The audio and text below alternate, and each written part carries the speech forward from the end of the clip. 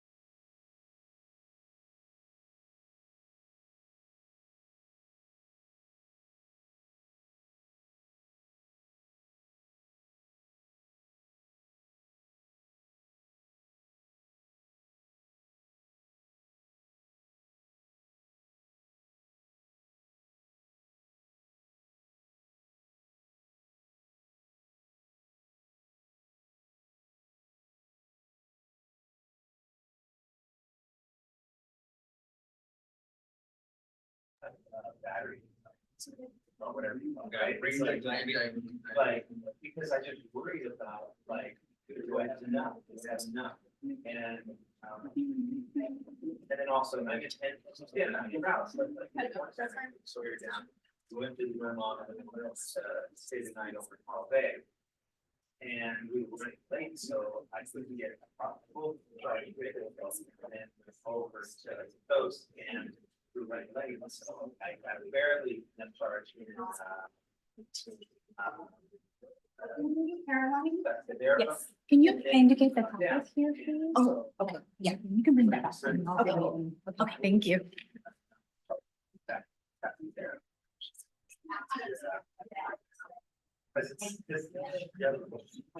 Yeah, I gave it to, there, yeah. So, it's, Because my wife really wanted electric vehicle. And she changed her mind. She thought to be. okay. She really likes it. I like it too. It's like days, we're going for somewhere over an hour away. It's like, what's the thing? Yeah. Thing is like 53 miles. Yeah. And that's what we're looking at hybrids, because to me, you know, your daughter's like me, she wanted to learn how to try to stay, so that if anything goes down, she can try. You're not fighting anyone you gave. But to me, I only think that, like, I'm not gonna drive this out. Chaos happens. I don't know. Right. I'd be able to cite the task. Yeah, well, there you go. I watched none of episodes of Walking Dead. I know that one critical Mad Max. Like, yeah, in Mad Max, I saw their souls fire. Yeah. They were just, yeah, they had them. They were just like way behind. It took them a while. That's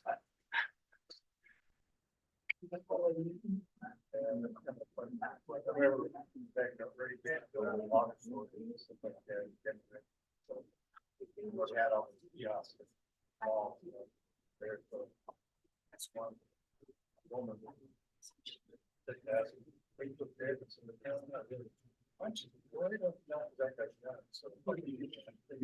I got it. When I was a kid.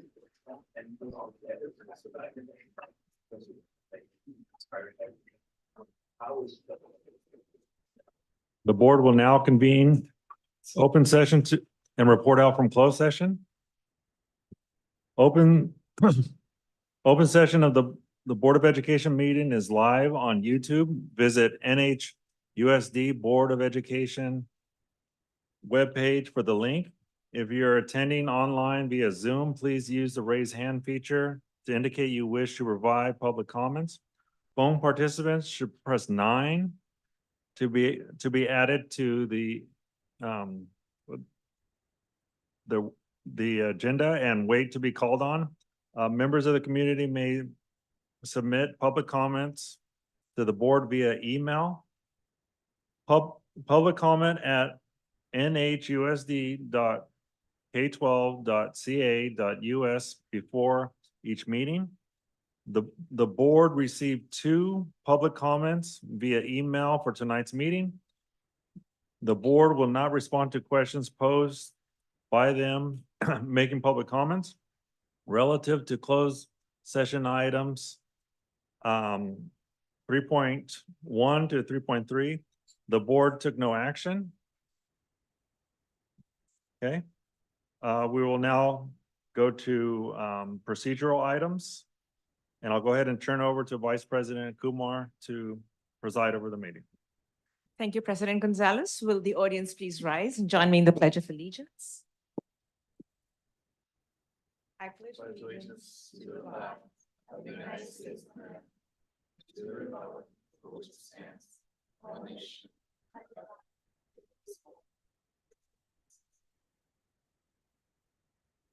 Thank you. May I have a roll call, please? Here. Here. Here. Here. Here. May I have a motion and second to approve tonight's agenda? So moved. Second. Discussion? Roll call, please. Hernandez, Aye. Shihira, Aye. Hey, Aye. Kumar, Aye. Aye. May I have a volunteer to read out the land acknowledgement tonight?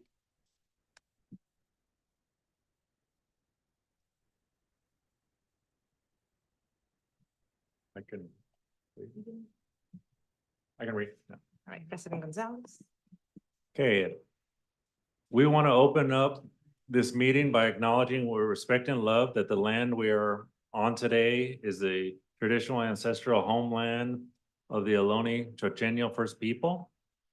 We recognize and thank the Ohlone people as original stewards of this land. Indigenous people must not be spoken about in the past context as if they left on their own accord, when the real causes were white supremacy, manifest destiny, and US colonization. By recognizing we stand on the occupied indigenous territory of the Ohlone people, we recommit ourselves to listen to Native leadership and stand in solidarity with people struggling against systems of oppression throughout the world, past and present.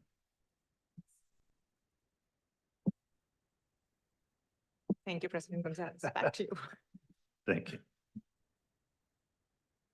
We're gonna go ahead and go to public comments. Are there any blue cards for topics that are not on the agenda? We have one blue card. Okay, All right. And the speaker is Carolyn Chen. you have 2 minutes.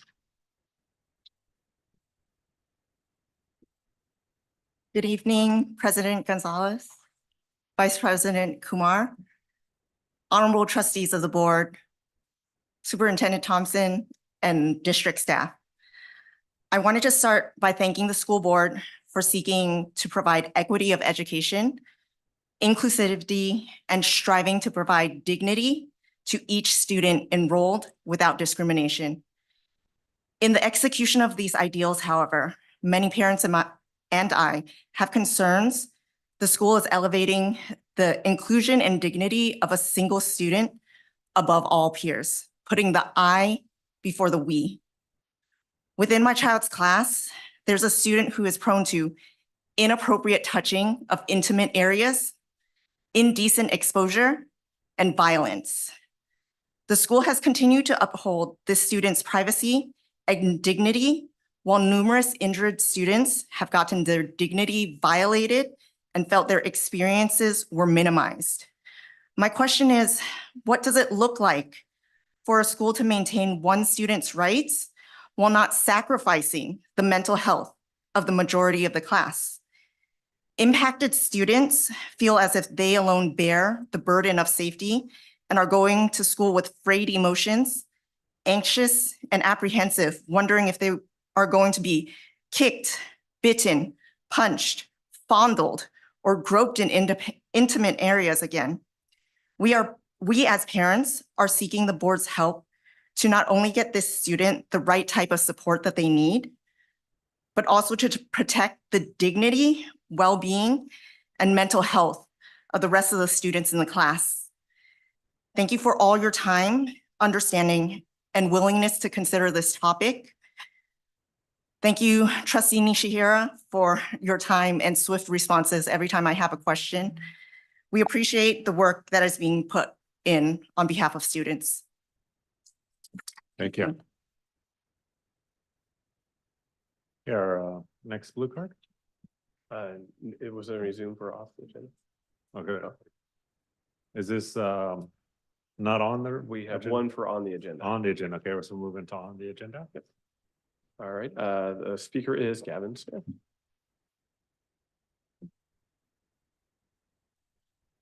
Good evening, board and superintendent and executive cabinet and staff and the community. My name is Gavin Smith. I am a teacher at James Logan High School. I am also a parent. I have a son that's a senior. I was here to speak to 12.4 about an action item to approve consultant agreement with Scott Pisani. I want to applaud the efforts that the school board and the superintendent and his team are doing to support students, to support the administrators at Logan. I want to acknowledge that our administration team at Logan, I've been at Logan for 25 years. is the hardest working group of individuals that I think I've seen. Obviously, I was probably not very aware when I first started of all of the things, but they're a tremendous group. Due to declining enrollment, I know that we've lost it. We lost an administrator. And at a certain point, there's a critical mass. I think we're somewhere around 3,000 students currently. And the jobs that need to be done for 3,000 are the same amount of jobs that need to be done for 3,500. And fortunately, most of our students do a great job. And so a lot of the intervention work that our administrator needs to do in that area remains pretty constant regardless of how large the school may ebb and flow.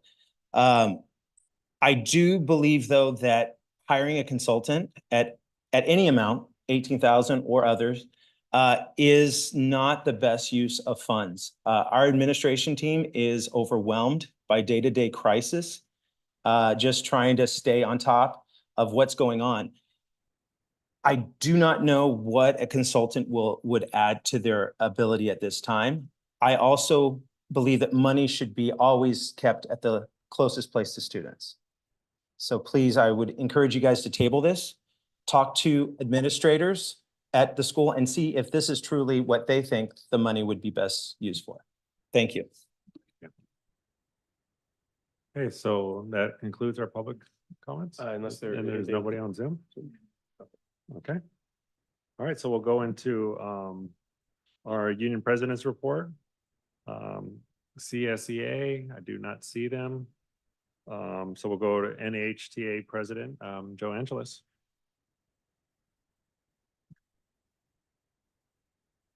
Good evening, President Gonzalez, Vice President Kumar, trustees, Dr. Thompson, district staff, students and parents in the audience.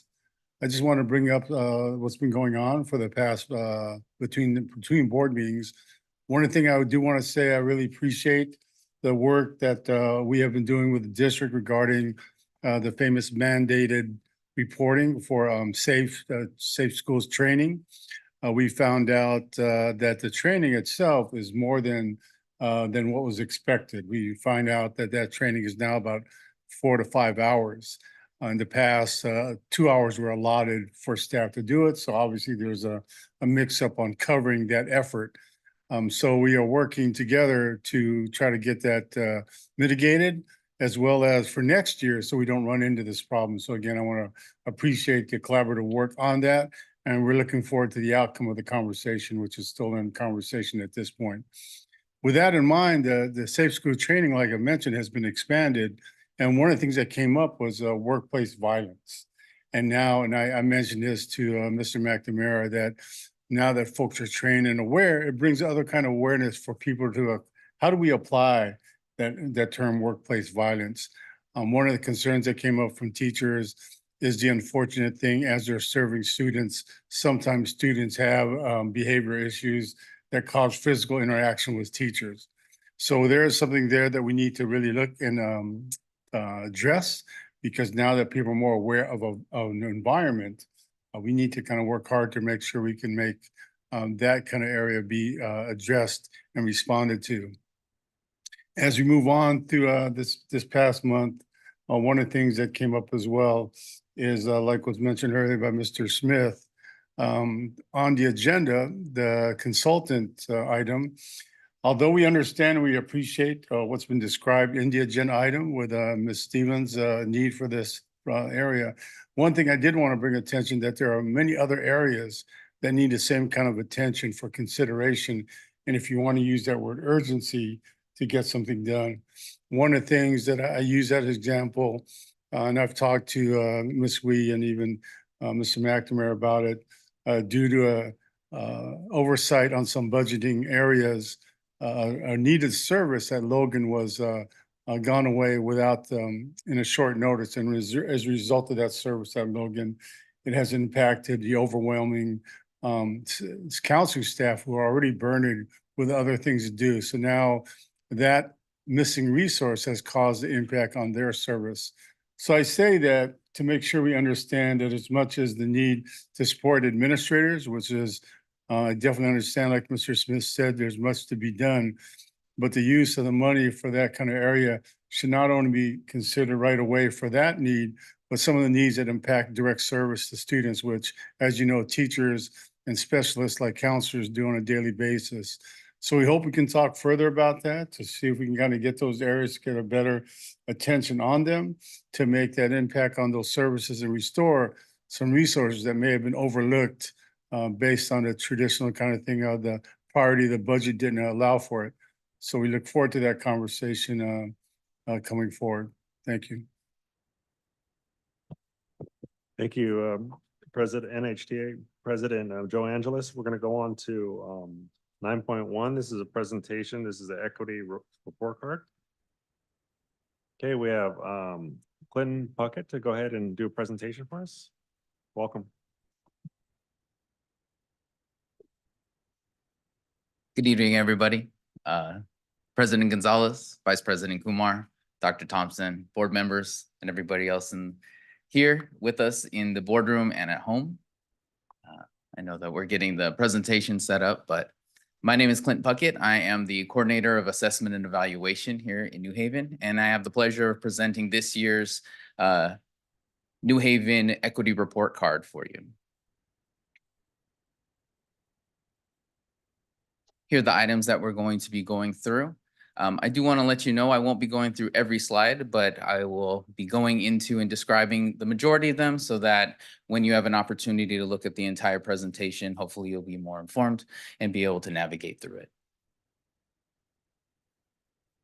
The first thing I'd like to talk about is data derivation. Where is the data coming from in this report? So the majority of the information that we have is coming from our student information system, which is ARIES. And then also our assessment data from the state with SBAC, and also with NWEA, which is our district, one of our district assessments. What you also see in this presentation is a breakdown for each of the targeted ethnic groups that I'll show you in a bit, but you'll see achievement, program enrollment, discipline, and attendance data for each one of those.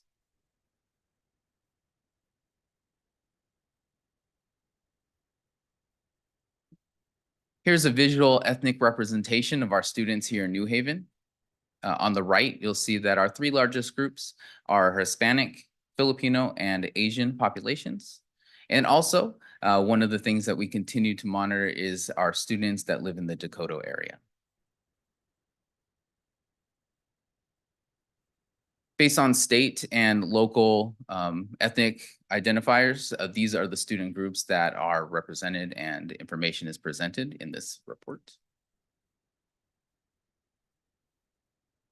So after last year's equity report card, we took some actions here in New Haven. And so if you click on the title, you'll see that there's a bunch of data, but what I wanted to do is pull out some of the highlights. And some of the highlights that we'll see are really around our programs here that we want to make sure that our underrepresented youth and ethnic groups are represented more. And so there's intentional practice in making sure that we're going through this information with all of our administrators. Also, we wanted to actively enroll for choir and band, provide opportunities for understanding with our parents and guardians around the accelerated math program at the middle school. And then also our counselors working with our 8th graders so they understand what the AP and honors courses pathways look like at the high school level. And then finally, there was a creation of speech and debate classes at the middle schools so that there's a clear pathway for forensics at the high school level. On this first slide of the dials, is what we'll call them, is that we're looking at our NWEA achievement and growth.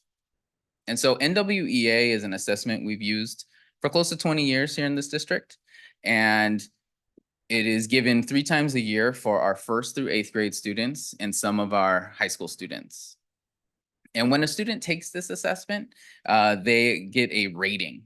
And so they get a rating for math, they get a rating for language arts. And what NWEA does with that is they compile all the other about 50,000 schools that take NWEA together, and they create the average, which would give us a percentile. And so that percentile is represented here with the little numbers and the dials.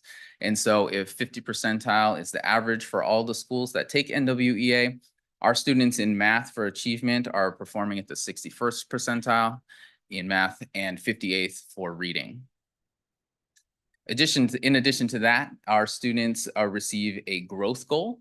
And so all the growth goals are given after a student is taking the assessment each time. And so from that, it's also compiled at NWEA, and our students are performing at the 62nd percentile in math and the 51st for reading.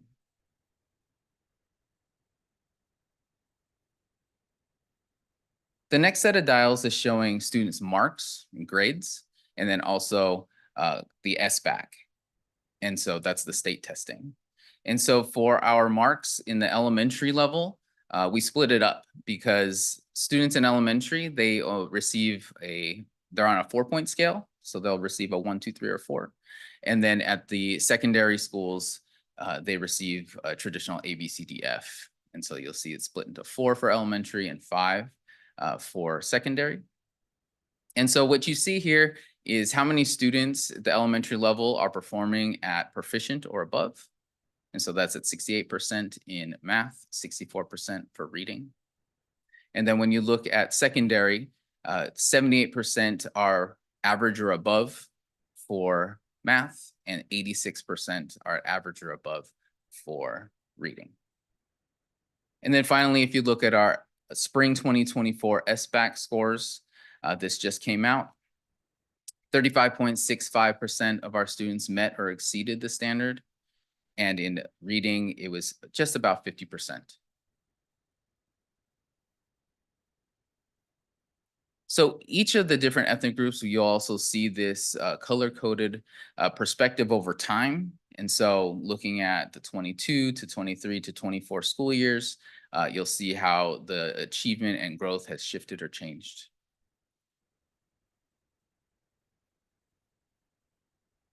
And before I go into all the program descriptions, I just wanted to give you a quick overview of the total number of students who are enrolled in these targeted programs for this presentation.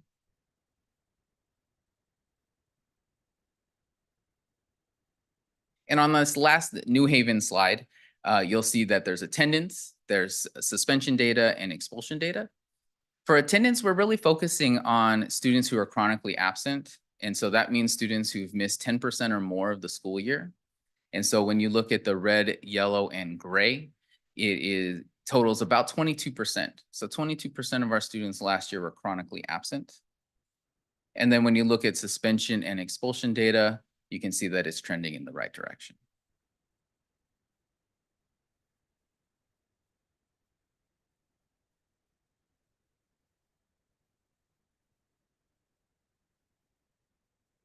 For these next 5 slides, we're just going to focus on one ethnic group. Once again, just try to explain what is represented for each one of the ethnic groups so that you can dive deeper into it at a later time. And so the first slide, like the one for for New Haven, is showing the NWEA achievement and growth. But also coupled with that, we're including the marks for both math and reading. There's also this graph perspective over time that you can see how the students are achieving and growing over the years. Now, this slide I'm going to talk a little bit more about because this is talking about program enrollment. And so the way that we look at the program enrollment for each of the different ethnic groups is really looking at their overall percentage of the population compared to the percentage that they represent within each of these programs. So for example, if a student group is 10% of the population, we should see them, if you want to see the average, they should be representing 10% of each of these different programs. If they were underrepresented, then you'll see that it's trending towards the yellow or the red bars. If they are enrolled more than that, then their percentage, then you'll see it trending towards the green and the blue.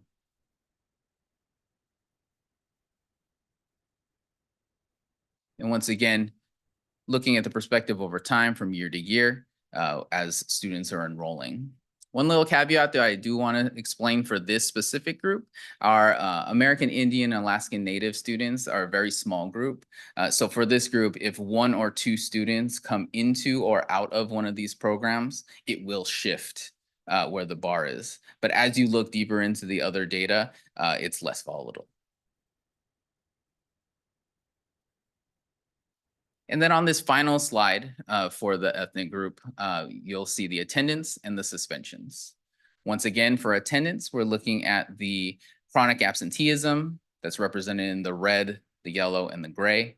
And for this group, that's about 17%. And so you can see in comparison to the New Haven overall 22% chronically absent, this student group is under the average for New Haven.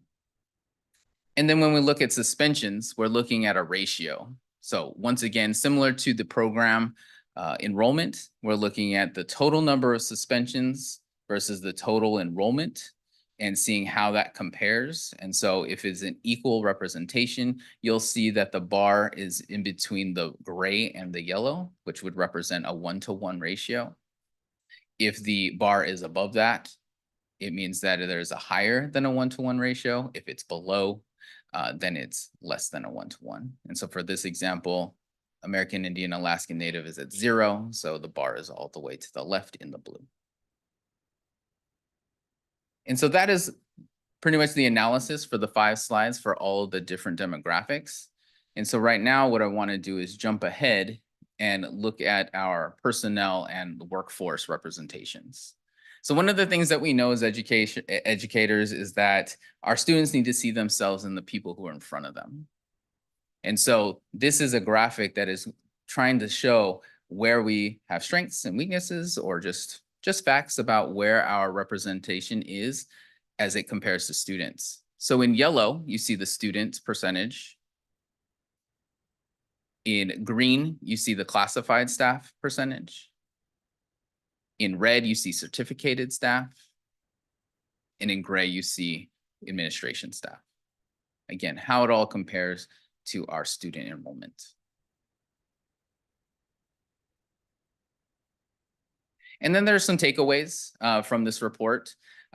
So first, you can see students that are in our Dakota neighborhood. You see that they're participating in more programs and their academics are trending up. And so that's a positive. Students' marks and grades tend to be higher than the ones that they see in NWEA assessment and SBAC. Participation for all of our groups in different programs has increased. We need to continue to, as a district, focus on our chronic absenteeism and work on supporting that. And then also going back to our suspension and expulsion data, we know that it's trending down, so that is a positive move.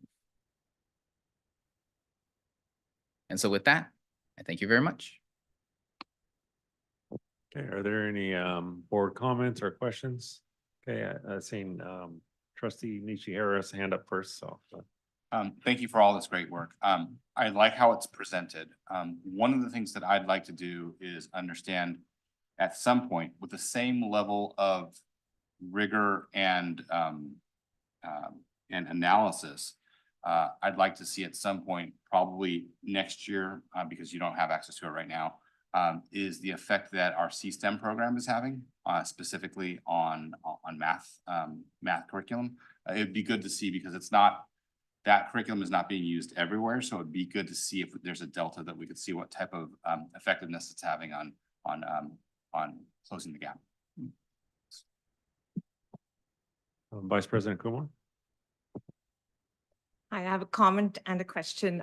First off, I was thrilled to see the Dakota neighborhood data. So it showed improvement compared to last year in all areas, which is commendable. Great job. And then I had a question, and I know you listed this as one of your takeaways as well. So I noticed for SBAC, particularly our math scores were 36% met standard, but our elementary and secondary math performance, the marks that we call it, it's quite high. What do you think the reason is? Are we testing easier in our schools compared to state and national testing, or? Sure. So one of the thoughts that I have in both talking thinking my own way as a principal, a past principal, but also working with the teaching and learning department, is that when you look at the overall grades, it's not just looking at a single assessment or just the assessments in general. It's a comprehensive look at how a student is performing in the class. And so there's many variables that come into play for that, whereas SBAC specifically is testing only for standards, and it's only that one test. And so there are no additional options in order to elevate or decrease a grade. So that's one of the thoughts. Thank you. Are there any comments or questions? Rafe, trustee Rafe. Thank you, sis. It's good to see like there's a like growth like in this data, and we appreciate it. Thank you. I just have one question with our reading data. I know you mentioned SBAC. What else is our do we base it on? What do we, our data we look through? What is our platform where they're being assessed? Do you mean just through the curriculum or? So the data that was presented on reading. Oh, in this presentation, Yeah, so there's SBAC data and then it's reading marks. And so, reading marks. yeah, what so do it's we- their report card grades. Oh, based on report card. Mhm. grades. Okay. But we don't have no baseline, DIBELS or some kind of system we use? Not one No, that we okay. use, especially Okay. for this. Just we use NWEA though, right? Yeah, so NWEA is in this report, and so that is one of our benchmark assessments, but then also SBAC, and then the other one was the grades. Can you tell us what not NWA, NWEA? Yeah. It's Northwestern Education Association, something like that. Okay. But really, it's a national and worldwide assessment that has grown. Like I said, it's 50,000 plus schools in 149 different countries. And really what they do is they take all of the assessments that students use and then they norm them and say, you know, here's the average for this group. And then that's how they present data. Okay, thank you. Uh-huh. All right, seeing no one else with questions or comments. Thank you, Mr. Pluckett, for your presentation. We're gonna go ahead and move on. As information items, this is items from the board and superintendent. So I'll go to the right and work our way to the left. I do not see any student trustees here tonight, so I'll go with trustee Hernandez. No comments, okay. Trustee Nishera. Yeah, the only thing that I had to report is I will be at Science in the Park this Saturday at 9:45, representing our school district. That's it. Location? Cal State East Bay. I'll say Eason. Mhm. Okay, thank you. Trustee Rupe. I don't know much to report, the same as I'll be also at the Science in the Park. Okay. Thanks. Okay, Vice President Kumar, go ahead. Just a couple of updates. I attended the Alvarado Elementary Fun Run this past week, and it's always great to see our youngest elementary students excited and energized. And shout out to the AES PTC for a very successful fun run. I also attended the IVC PBL showcase, and it was really nice to see our students plan and execute an entire project. As an educator, it always excites me when I see innovative teaching methods. So it was really cool. Awesome, thank you. I don't have anything significant to say other than two events I've seen fellow trustees at. First one was I believe the Lions Club hosted a food crawl, restaurant stroll. Yeah, it's a restaurant stroll. And that was great how the community and the restaurants and shops, just some volunteer participated. It was a great event they had there. So it was good seeing everybody. The other one was the Mutt Strut over the weekend. So thank you, Trustee Rafe for helping organize, being a major part of that. And also Trustee Nishihara for emceeing and doing your part in that. So that was just a really great event. And the eye-opening part of it was and thank you all the staff who showed up there. A lot to mention. But for me, what was very special was seeing one of my old teachers, Cindy O'Brien, English, my favorite teacher from Logan. And come to find out, also my favorite elementary teacher, Miss McNamara's, which is Derek McNamara's mom from elementary, but also in her daughter, I didn't know that. Mikey, she's the director of curriculum and, I'm sorry, help me out here. Teaching and learning. Teaching and learning. And so just somebody who was very special, who's always been active, always an activist. And she actually gave me an award for most improved student my senior year. And so just somebody I wanted to shout out tonight. And just as a teacher, you know, how many times where I felt safe in a classroom. I felt I got praise in there. It was a lot of acting, and for a student with a learning disability, it's someone who got an award. Yeah, I just really thank Mikey's mom. And so anyways, I seen her there, and she's always been a part of the boosters, the foundation helping out. And that concludes my report. I'll go ahead and turn it over to Superintendent. Okay, just a few quick things. Again, Mutt Strut was fun. I had the late shift, and boy, they had wrapped it up pretty fast. So it was, but it looked like a really good event. The first Wednesday of every October is what we call Seabeds Day, and it's the day where the state asks us to provide our enrollment data. And so all of our funding is tied to that. So it's a pretty big day. And we always are trying to track what our enrollment looks like. Good news to report this year. Again, going back not too long ago, we were losing 350 kids a year. Then we got down to 280 kids a year. This year, we were projecting a loss of 170 kids a year. And it looks like if the numbers hold, it's actually going to be 118. So we still, until we get to 0 and plus, we're not done, but we are definitely, I don't know, there's so many compounding variables. I don't know what exactly the reason is, but something's happening and we're heading in the right direction. So I'd like to think it's all of the work that we've done together as a district to move the district forward. So anyway, good news there. More good news. PG&E has been a big supporter of our CSTEM program at Hillview Crest. Hillview Crest is really launching into its own with being a STEM magnet school. And we're pretty excited at this year with having robotics and coding being taught, math taught through that in all grades. PG&E is again sponsoring us, and I'm going to put you on the spot. Was it 10 grand that they gave us again to help us buy to replenish some of our CSTEM supplies? So that's great news there.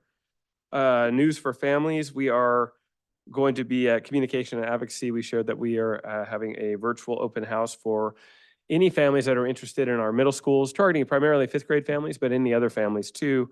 We had to move the date though. So the date is moving from the 16th to the 29th. So on the 29th of October, we'll host a virtual open house, and we'll have a lot more information about that coming out soon. And again, more good news on 2 different fronts related to each other though. Before our next board meeting on the 15th, we're having a ribbon cutting for the new makerspace at Emmanuel. It's beautiful and done. And really good news today, the most frustrating project we've had on the books for a long time has been the makerspace at Alvarado. It's gone through so many 2 steps forward, 3 steps back with a lot of I won't get into all the details, but we learned today that we have final approval from the Division of State Architect to move forward. And that has been a long, arduous, ongoing process with them, more so than any other school. So that's really good news, and we'll be able to, now we can move fast. So that's great. Anyway, that's it for me. Okay, wonderful. Thank you. We'll move on to our committee reports. First one is report out from the Finance, Technology, and Facilities Committee. I'll go ahead and speak on that. We are, our meeting, we're trying to set up our meeting time. We haven't scheduled anything, so we already shared from our last meeting, at the last board meeting. We'll go on to our next one, report out for Communications and Advocacy Committee. We didn't have a meeting between the 2 board meetings. Our next one is in November. Okay. All right, and then for Policy Review Committee, we are meeting on November 19th is our next at 4:30. Okay, and are there any other committees that Foundation? There's nothing much to report. The gala. You wanna? Gala? Yeah, the gala, it will be January 25th, I believe. And tickets will be on sale soon, so check the foundation website and nhsffoundation.org. Are there any other committees there? Okay, Trustee Rafe? Thanks. I'd like to share about SELPA meeting that we had just recently, and so on October 25th, we'll have Special Olympics, soccer for elementary students in Fremont. And like November 1st will be Special Olympic soccer for secondary students. That will be again in Fremont. And Feb 21st will be Special Olympics basketball in Newark Memorial High School. And May 9th will be Special Olympics track at Logan High School. Thanks. Thank you. All right, there's actually one more committee, which is the joint committee with the city and district. Is there anybody who would like to report out on that? Okay, that is myself. And that is Trustee Rafe on there. And then we also had the superintendent was there present. Other than progress on the our Alvarado Elementary with our traffic flow there, it's a lot better this year than it was last year. Superintendent, if you can tell us any other. Sure. The city has a number of construction projects going on that are going to really impact us. The Dakota Road is basically going to be shut down more or less for the good part of, I think it was about a year. And then they have other projects going on. I think there's one on H Street too. So we're going to be impacted, all of us across the city. And they're trying to work around school hours to the degree they can, but it's going to be a challenge, I think. So they were front loading that, and we've been sharing their communications on their behalf. That was their request. The other good thing that we learned is that we've been partnering with them. The busing is an issue, and we'd all love to have it. We don't have the money to restart a busing program in-house, but we've been partnering with the city. They've been great partners with us, actually, in terms of trying to recreate a route or routes if we get to that point that kind of mirror what we've had in the past. And so we started a route last year that starts in South Hayward, passes by a variety of our schools, and past CCMS and ends at IVCMS. And last year we had very little ridership on that route. We got it going towards the end of the year, but this year the numbers have increased significantly, particularly in the direction going from IVCMS at the end of the day back all the way into South Hayward. So a lot of our families appear to be using that route now, which is great, and that was the intention. So hopefully it's the beginning of even more collaborations around how we can provide better access through busing using the city's vehicles. And I think that's it. Yeah, and then our next meeting is in January. Now, this is possibly my last meeting with the committee, so because our officers change come the new year. So, all right, moving on. Okay, action items. For this, I'm going to go ahead and turn it over to our Vice President Kumar, who's going to preside over the meeting. Thank you, President Gonzalez. We're going to move on to action items. We'll start with item 12.1. May I have a motion and second to approve the collective bargaining agreement between California State Employees Association, the CSEA, and New Haven Unified School District 2024 through 2027. So moved. Second. Discussion? All in favor, say aye. Aye. Opposed, say nay. Abstentions? Motion carries. Moving on to item 12.2, may I have a motion and second to approve a memorandum of understanding for the teacher intern program partnership with the Alameda County of Education? So moved. Second. Discussion? All in favor say aye. Aye. Opposed, say nay. Abstentions? Motion carries. Item 12.3, may I have a motion and second to approve a consultant agreement with Scott Pisani for 2024-25? So moved. Second. We are moving into discussion and I had a couple questions for the superintendent. So one is, this is being funded by the Learning Recovery Fund. So I was, two parts to that question. One is if you can share a little bit about what the scope of that Learning Recovery Fund is, and some of the things that it's been used for in the past. Just so we have a better understanding of that fund. That was one. And two is, can you share a little about how this consultant would help? Why do we need a consultant? Sure. Yeah, thank you. And, you know, it's the Learning Recovery Emergency Block Grant Fund was given to districts post-COVID around 2022 for activities that support, it's very broad in terms of what they mean by learning recovery. It could be any activities that support improving student performance and helping staff improve student performance. So for example, we can use it for intervention services and support. We can use it for staff development. We can use it for training, helping coach administrators. We can use it for example, we're piloting a program this year at Searles called the Youth Cinema Project, which is intended to improve test scores, that type of thing. I don't know, Ms. Stevens, do you have anything? Is there anything else you want to add? Sure, yeah, please.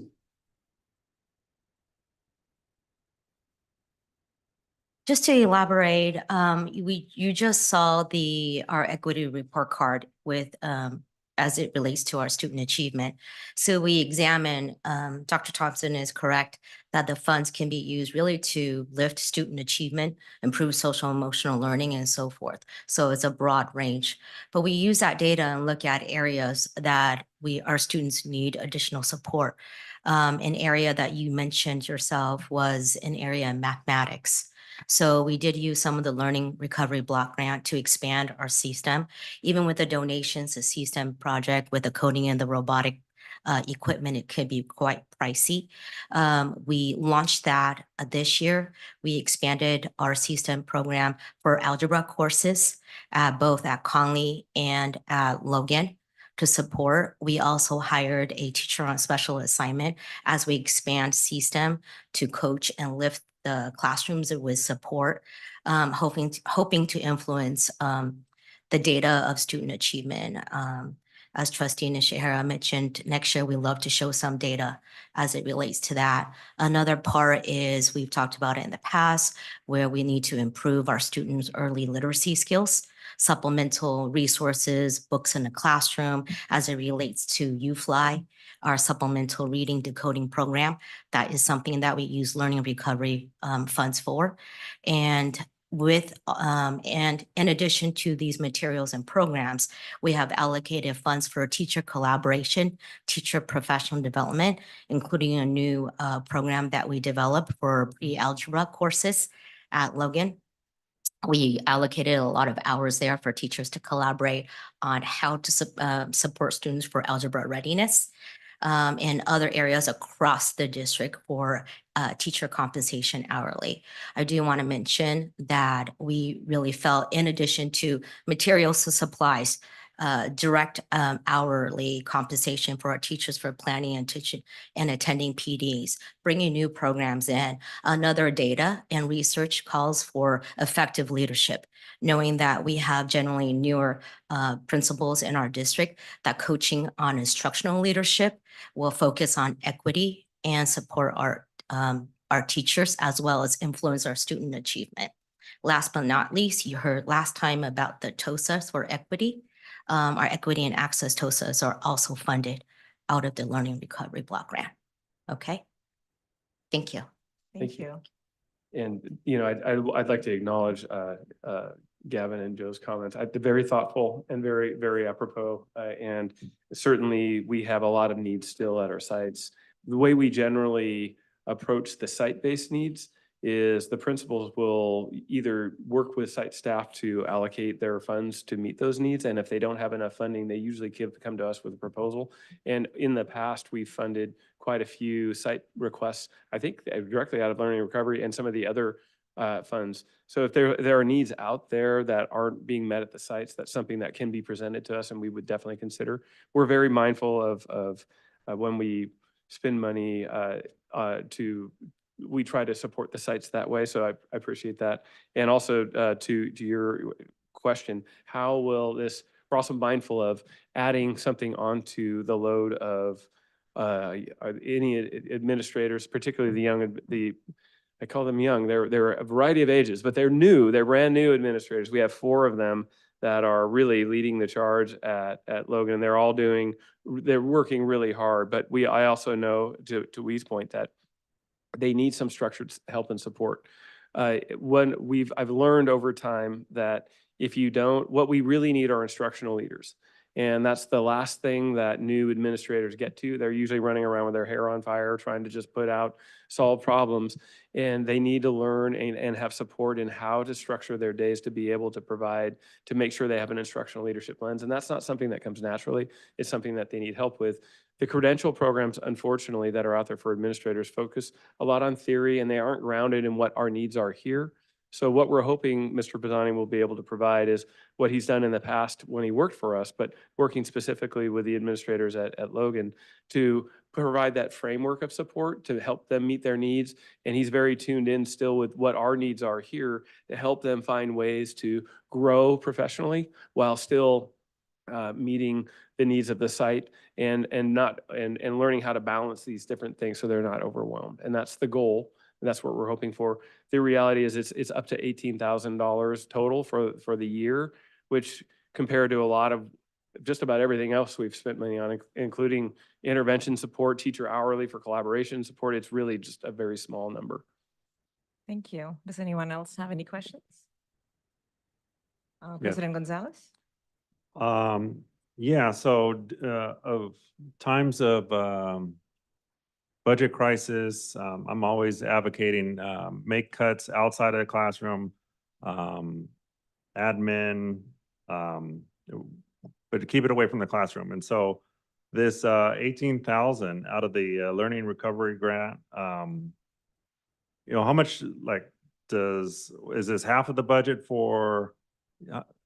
What is this percentage? How much do teachers get? How about professional development? How do they benefit from this as opposed to the admin on this? Well, we're hoping that there'll be better instructional leaders there. Again, right now that'll benefit everybody there if they have a structured approach to developing their skills as administrators. That should help all of the students and the teachers there.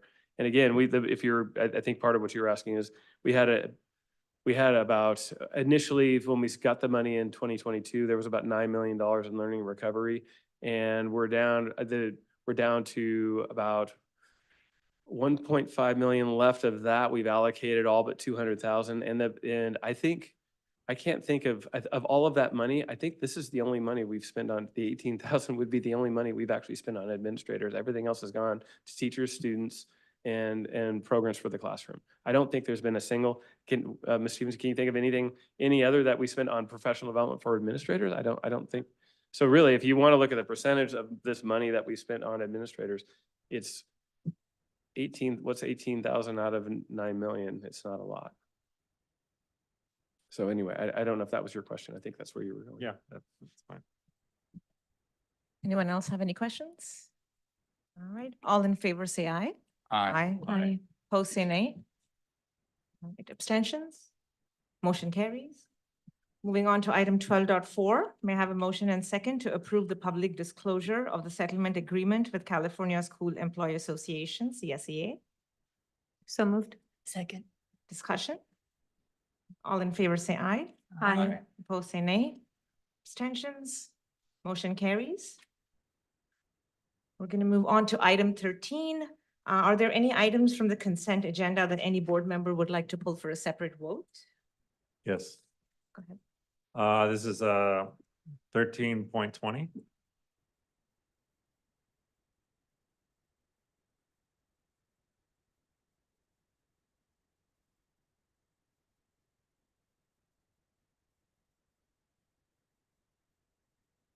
All right.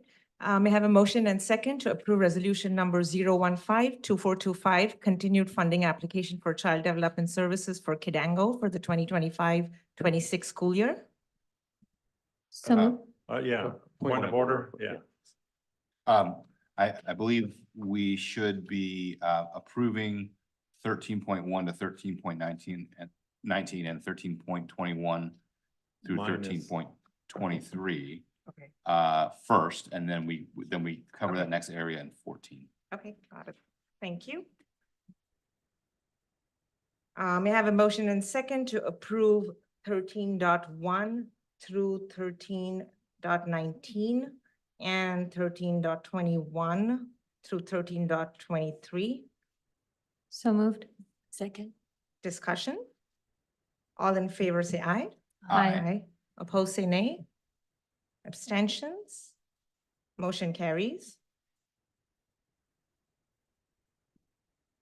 All right, now I can go ahead and do that. Thank you. Mhm. May I have a motion and second to approve resolution number 015-2425, continued funding application for child development services for Kidango for the 2025-26 school year? So moved. Second. Discussion? Yes, so for the record, please note that the consent agenda item, the 13.20, it should be amended to reflect the resolution number. So there was an error in there, so it's 016-2425 instead of the previous resolution number 015-2425. That's it. All right, so just point of order, should I be doing a new motion with the new resolution number?